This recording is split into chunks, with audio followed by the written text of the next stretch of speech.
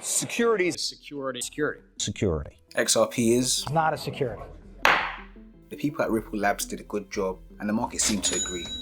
And since the release of the Hinman documents just over a month ago, where it announced that Bitcoin and Ethereum were not securities, it seemed like XRP would have a chance of coming out as not security as well. So you've seen the price go up. XRP will also get relisted on a few exchanges, but the impact this is actually going to have on cryptocurrencies, the overall market, it's groundbreaking. So let's get into that. So there are 3 things that we can take from this win that will set a new precedent for cryptocurrencies going forward, for the ones that actually provide value and of course are not scams. Number 1, the SEC's cases against both Coinbase and Binance, yes, they had cases against them as well, will be under more scrutiny in favor of the companies. You see, one of the main points against both Coinbase and Binance is their sale of unregistered crypto securities. But now with Ripple actually taking on the SEC and winning, it allows other cryptocurrencies under the SEC's radar to use the doctrine of legal precedent to actually win their cases, where applicable of course,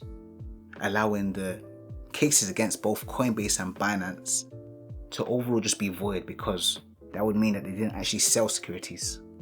But of course we need to see what happens in the future and see if it actually follows through. Number 2, the regulation that's so desperately needed for cryptocurrencies in the US may be closer than you actually think. People have varying opinions on crypto regulations, but it's 100% needed because it allows the asset to become an actual viable asset class for all, instead of what generally people actually think about it being a casino or just a group of scams.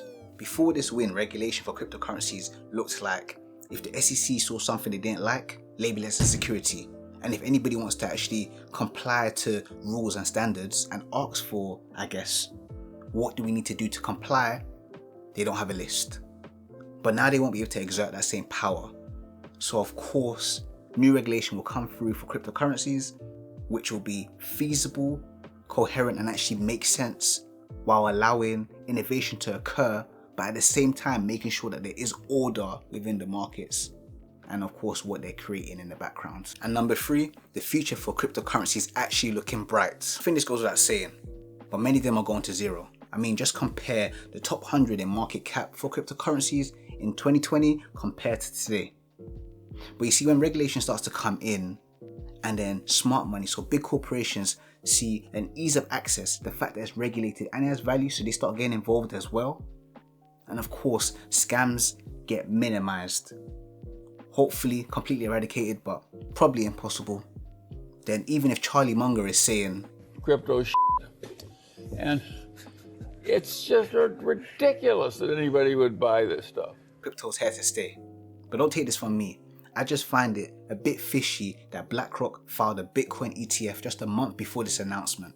Asset management giant BlackRock took the first steps yesterday to launch a spot Bitcoin ETF, filing an application with the SEC to launch the iShares Bitcoin Trust. But yeah, practice good risk management, don't get burnt following the hype, and definitely don't get scammed. That's the worst of them all.